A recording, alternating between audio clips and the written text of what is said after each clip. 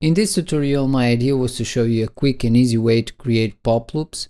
This technique won't be applicable to all situations, but I think in most cases might be very helpful. Let's get started. So we'll start by creating a geonode. This will be our particles. And we'll dive inside, create a grid. One by one. Let's just place my camera here, holding control, clicking on the camera, unlocking it to the camera, and something like this.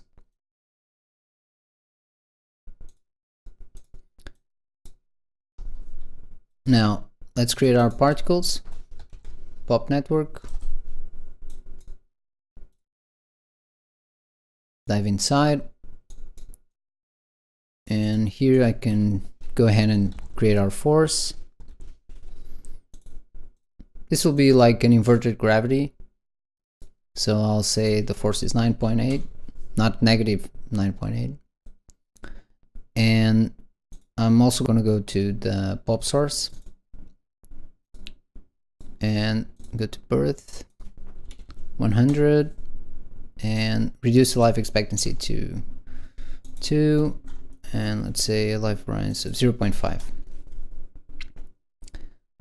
Now we should have some particles rising. I'll add a wind.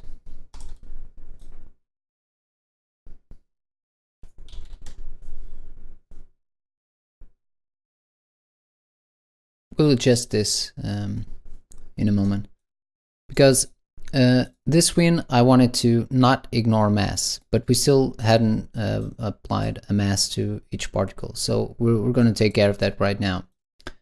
As you know, each particle has its own individual ID as an attribute, so we'll use that to randomly generate p-scale, and we'll use p-scale as mass as well.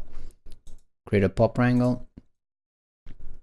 So I'll say my f float attribute p-scale is going to be equal to, again I'll use fit01 to fit the random number that I'll be generating based on the ID, and I want to fit it between, I'll create a channel for this, minimum size, and another channel called max size.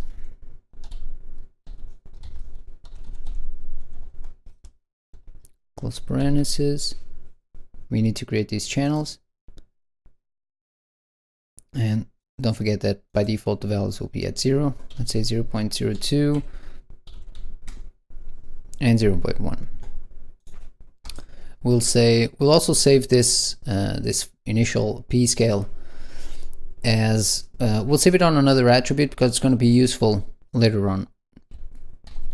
So I'll say another float target p-scale equals to p-scale,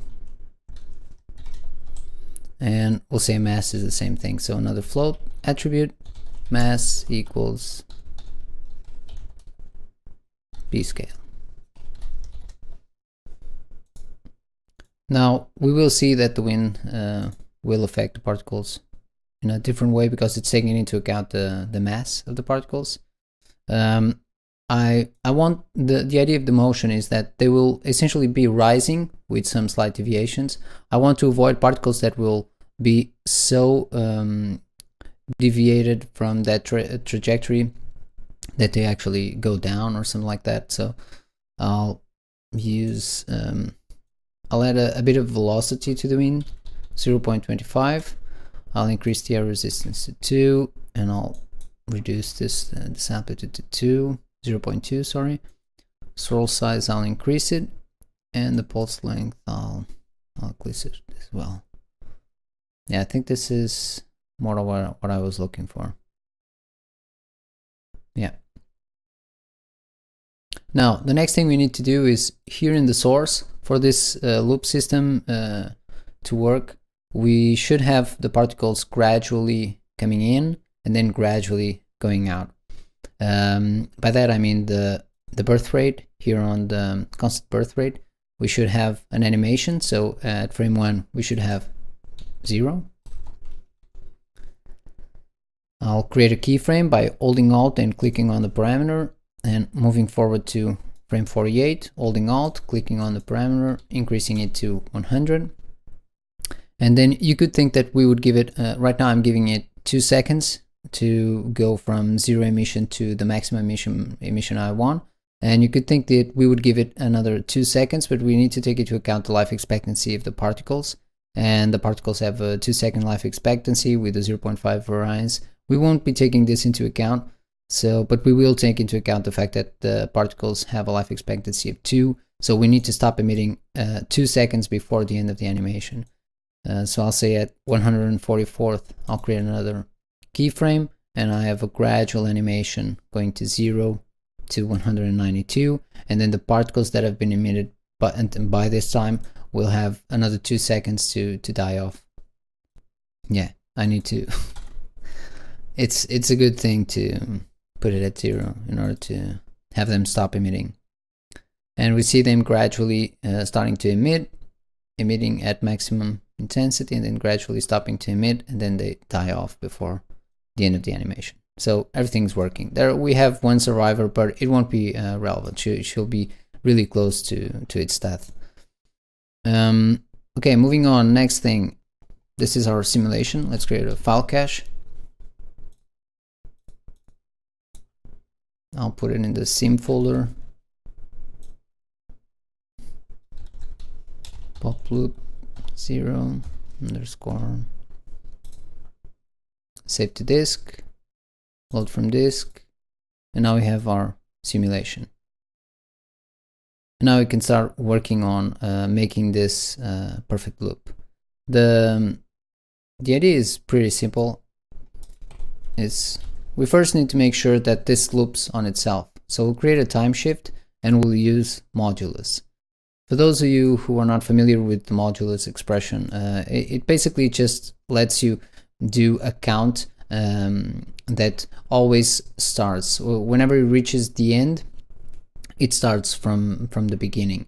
What I mean by this is that if I do a modulus of the frame, which is what we have right now, I have the frame as a variable here. I'll do the modulus, let's say, of 50. This means that if we check the value, just clicking on the parameter, as soon as it will go up until 50, and then as soon as it reaches 50, it starts counting from 0 again. And we need to address that, because the idea is not to have them start from 0, but rather start from 1. So in this case, we don't want 50, we want 240, because that's what we saved on our file cache. But we need to make sure we add 1. Okay, that way it works. We have no interruptions. Because if we just leave it at 200 like this, when it reaches 240, the modulus, which is the remainder of the division, will be 0 and we'll get an error. Okay, so we need to make sure we add 1. So again, this we could address this, because in order to have 1, so we could say frame minus 1 and the modulus of this. This would be the correct expression in order to make us start from 1 going up to 240. And let's change the frame rate, the frame length, the animation length. I'll change it to 360. This is because I will do a superposition of the animation, 50% of the animation, so we'll end up not with 100% of what we had. Our loop won't be 100% of what we saved. It will be 150% of what we saved. So if we save 240, we add 50% to that, and we'll get 360. And you'll see that now if we pass 240, it starts from the beginning. And you can see here 240, it goes back to 1.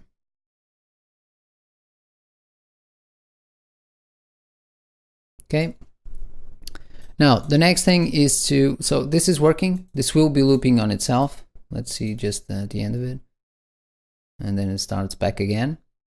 But we just need to do another thing, which is do an offset. I'll do a time shift to create an animation offset, and I'll say an animation offset of 120. So now we have this just starting, and this will be at the middle of the animation. If we combine both, we cheat our way to a perfect loop without any holes. Okay, perfect loop. Now for you to, you can one way I usually like to check if the loop is actually perfect or not is to go compare the first frame of the animation with the last frame of the animation. And right now we're seeing a difference because 360 doesn't correspond to the first frame, it corresponds to the last frame. So if we want to check it, we would need to change this to 361, apply, to actually see the repetition of the frame. So frame 1 will repeat at 361, and as you can see, absolutely no difference. So we have a perfect loop.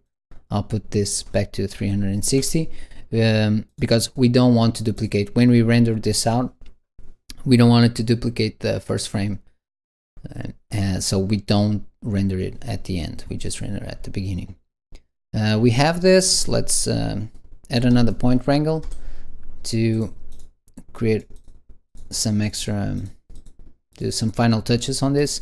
I'll also go out to create our piece that will be replicating. I'll call this piece, go inside, create,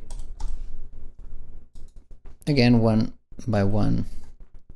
I'm gonna stretch it out a bit on this direction, leave it at 2 by 2.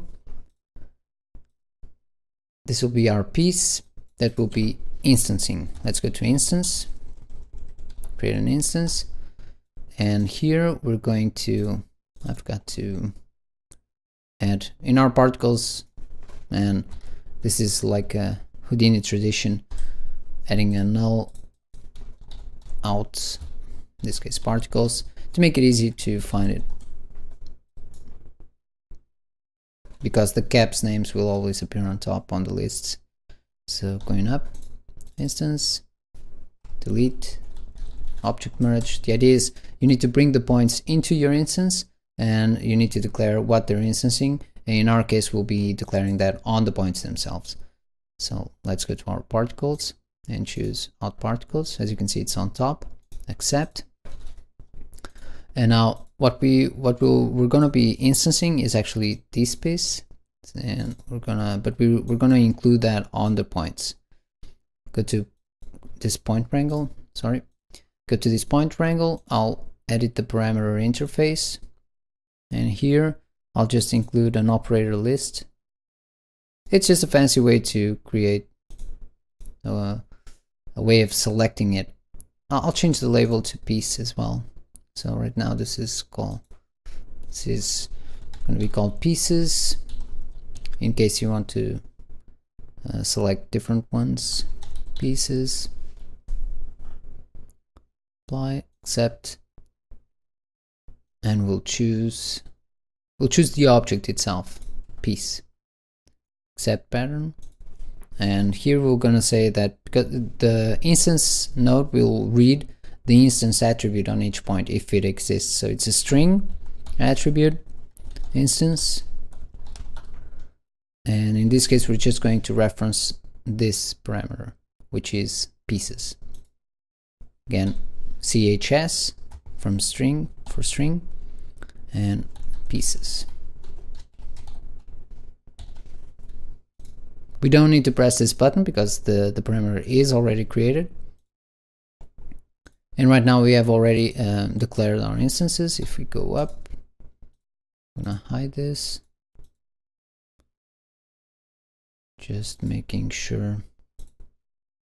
Now we just need to change some configurations here on the instance. Here on instance, point instancing, fast point instancing, and we have our particles. It's a bit big. They're a bit big, so I'm gonna actually reduce the size of the grid. just adding a transform, and with this transform I'm just gonna bring them down to half. Yeah, we have our animation, we have our loops, we have our instances. Now you might notice that right now they're appearing out of thin air and disappearing suddenly. What I want to do is use that attribute we saved, the target p scale, to control and the age of the particles, to control the size of the particles so they fade in and fade out.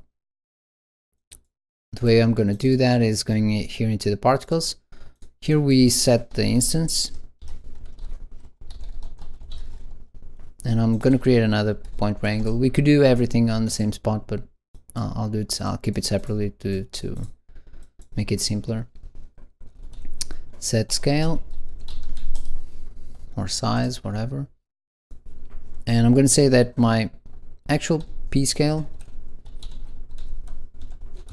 is going to be equal to my target p scale and affected by some way by the age of the particle. What we'll use is a ramp parameter that will read the normalized age of the particle. By normalized, I just mean that we're going to normalize the particle by dividing its age by its life expectancy, and that way we have a value that goes from 0 to 1, and we can use that in a ramp channel to have a finer control over how the p scale will evolve. So I'll create that channel ramp. I'm going to call it size ramp, and I'm gonna, like I said, divide my age attribute by my life attribute. This gives me the normalized age. I need to close parentheses for the channel ramp, and in this case we do need to press the button to create the parameter. And as you can see now, the particles are actually growing according to this ramp. I'll just change the interpolation here to get more ROM. Get more ROM and create a point here, create a point here. And this way we have finer control. So they will be growing and then fading, shrinking before they die off. And you have finer control. You can even add extra points here. I'm not going to do that. And here we have our final result. We have our perfect loop. Hope you found this tutorial interesting. Let me know if you have any questions, and see you next time.